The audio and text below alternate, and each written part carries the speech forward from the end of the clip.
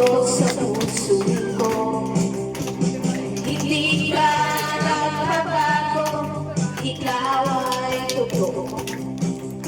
Sa bawat awal ko, tinutugon mo ako. Amen, hallelujah.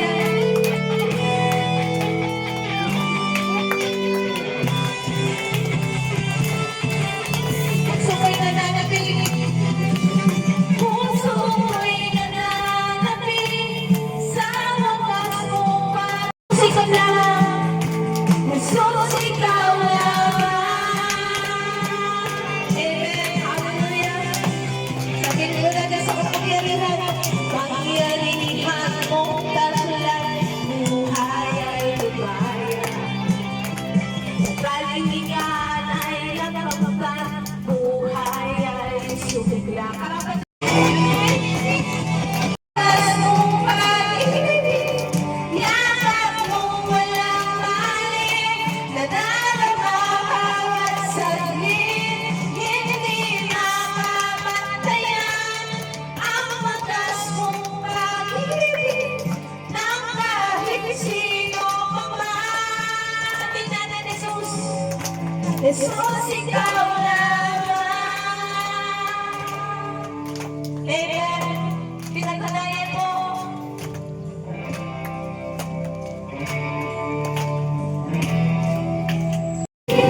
Nang kahit sino pa man, Jesus, ikaw lamang.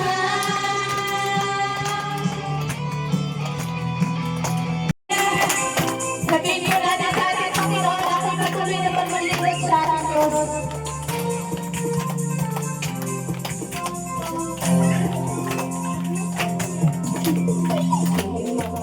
Hindi mo kahit ipagsuko sa hilang ko'y panagan. Hindi mo ako, di ako.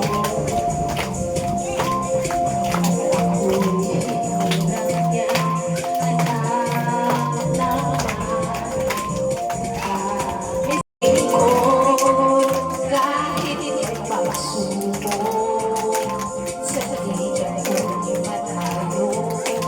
Pag-ibig ko, kay ko'y lagi ko.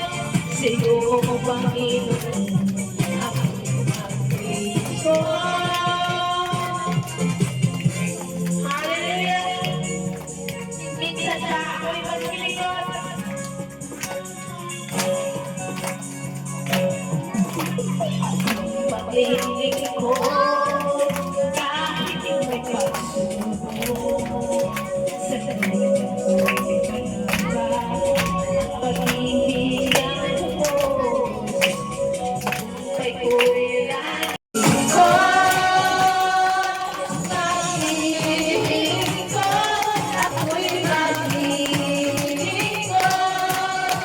Sa'yo, Panginoon, ako'y maglilingkod, ako'y maglilingkod. Sa'yo, Panginoon, ako'y maglilingkod. Sa'yo, Panginoon, ako'y maglilingkod. Ay na nakikita sa mundo, ikaw ang hari. Ikaw ang narinig ng mahal ng tungkad ko. Ginawa mong lahat, pag-ibig mo ay tapat at wagas. Minsan sa Diyos, Diyos, wala nang papatay sa kabutihan mo. Ang ngalan mo'y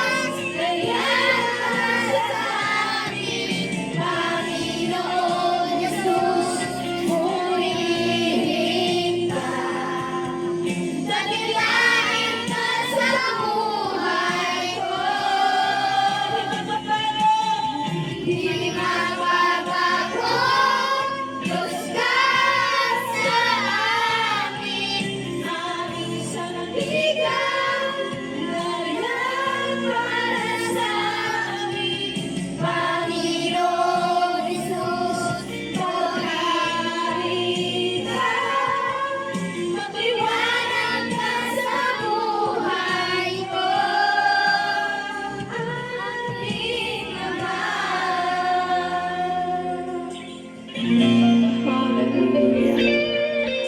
Sa aming mga buhay, Panginoon. Yes, oras na to, Lord. Patuloy kami magpupuri at patuloy kami sasamba sa iyo, Panginoon. Lord, muli, isa sa po ito, Panginoon. Narito kami, Panginoon.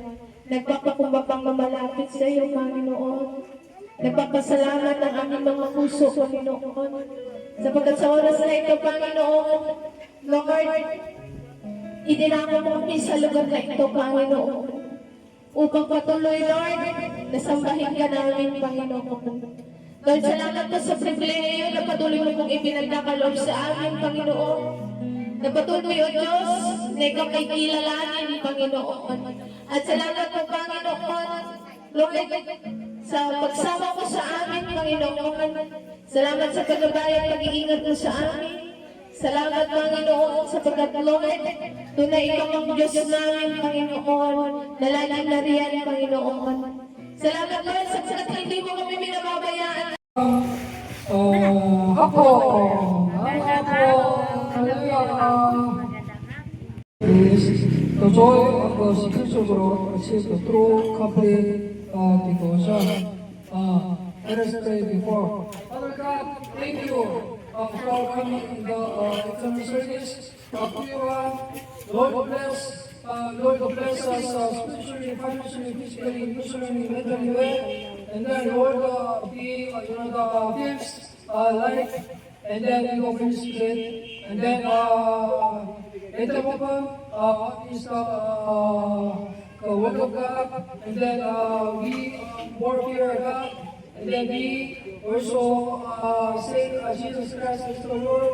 And then please lead us to a prosperous and successful life. In the name of Jesus I pray. Amen. 3, Leviticus 3. Leviticus chapter 3 deals with a peace of offering, which brings a peace between God and man. Spiritual growth is merely an increase in knowledge, but process of becoming more deeply reconciled with God and offering Him what is most precious. The goal of the peace offering lies in the declaration that all the faith belongs to the Lord. Only when we set apart the best parts of our lives to offer to God do we truly, literally, mature spiritually.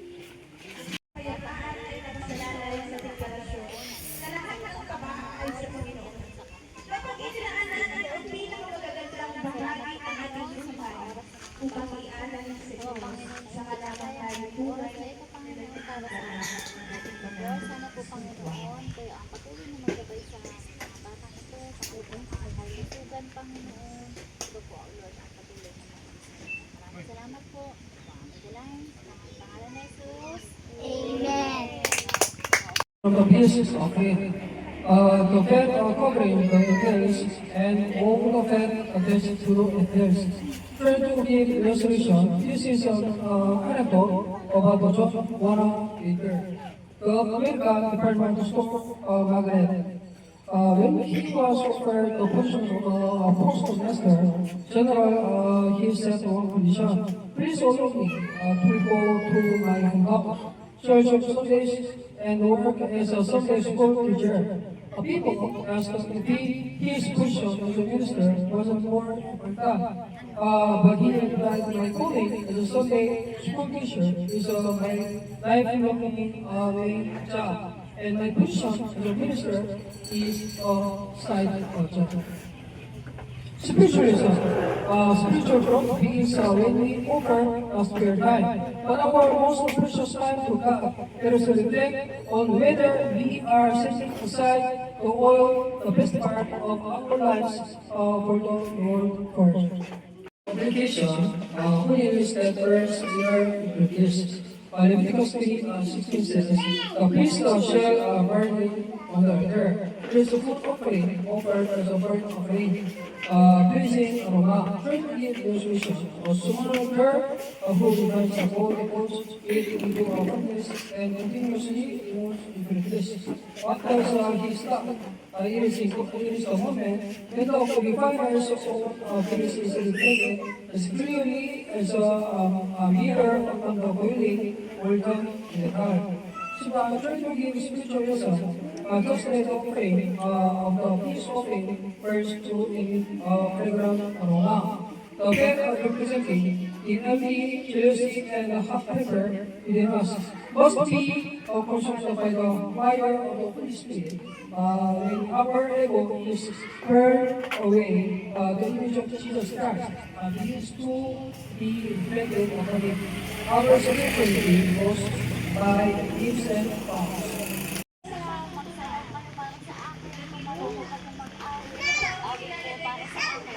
Diba parang kaya rin sa, ano, sa school? Diba pumapasok kami sa school? Ngayon may in-order yung teacher niya sa inyo. O kaya ito magulang niya sa inyo. Kasi nang ng magulang niya na sabi ng magulang niyo, o sige ikaw, maghugas kayo ng plato. Maghugas kayo ng plato. Ano gagawin niya kapag inuutosan kayo ng magulang niyo? Sundin po. Eh baka naman pag inuutosan kayo ng magulang niya na maghugas ng plato. Wait lang. Ako na lang lagi. Wait lang. Ngayon, pinapakita dito ng Panginoon na kung mahal daw natin si Lord, susundin natin, tutuparin natin. Kung ako inyong inibig, tutuparin sa aking mga utos. Kung mga laki na ang Panginoon, susunod tayo sa mga utos na aking bawa kasi magkakaroon. Third application, the communal table of sharing. A mix of offering is to make among sacrifices in that after the ritual is complete. The offering is shared and eaten together by the priests and the laborers. Trying to give illustration, this is the story of African spirit of Ubuntu. A missionary purpose of giving to group of children. However, usually the basket of fruit first would get it to keep it all. However, the children have their hands and together and share the fruit among themselves. How can I be happy when I and my friends are sad? The children ask, spiritual essence is the spiritual is not merely about reflecting alone into a prayer cave. But rather about sharing the grace we have received with our community. A person who is at peace with God will inevitably set a table of reconciliation with their neighbors as well. And our sharing is abundant. The scope of our spiritual life is peace. Here below message, the spiritual growth is a process of upgrading our best to God devotion. Burning away our ego, satisfaction, and sharing the joy with our neighbors, fellowship. Today, just like a piece of offering described in Leviticus chapter 3, I pray that your lives may become regular offering by fire to God and a beautiful feast for the world. Let us pray. Holy God, our Father, we thank you for helping us realize the principles of spiritual growth through the message of the peace offering in Leviticus chapter 3 today. Grant us the grace to offer you first as the most precious event of our lives, our time, and our wholehearted devotion. By the power of the Holy Spirit, burn away the impurities of pride and greed that still linger within us. And let nothing remain but the fragrance of the Lord. O the Lord, grant that I may not selfishly cling to the blessings you have bestowed, but rather share them joyfully with the church and my neighbors, living in a self-peacemaker. As as I depart from this place of worship and step up into the world, and every minute I can up to walk in the fellowship with you, growing day by day, Until I attain to the full stature of the mature faith, I pray earnestly in the name of Jesus Christ, who has reconciled us to God. Amen. Everyone who attends this service of the GFA Church in the Philippines, Jesus is inside of everyone who attends this service of the GFA Church in the Philippines. Jesus is Alice of everyone who attends this service of the GFA Church in the Philippines. Jesus is the source of everyone who attends this service of the GFA Church in the Philippines. Jesus is the speech of everyone who attends this service of the GFA Church in the Philippines. Jesus is everyone who attends this service of the GFA Church in the Philippines. The Holy Spirit, the light, the cross of Jesus Christ. And then Jesus gives strength and the power to those who, everyone who attends this service of the GFA Church in the Philippines. The light is open, and the light is open. Everyone who attends this service of the GFA Church in the Philippines. In the name of Jesus I pray. Amen. Stand with me. Kumusta ka?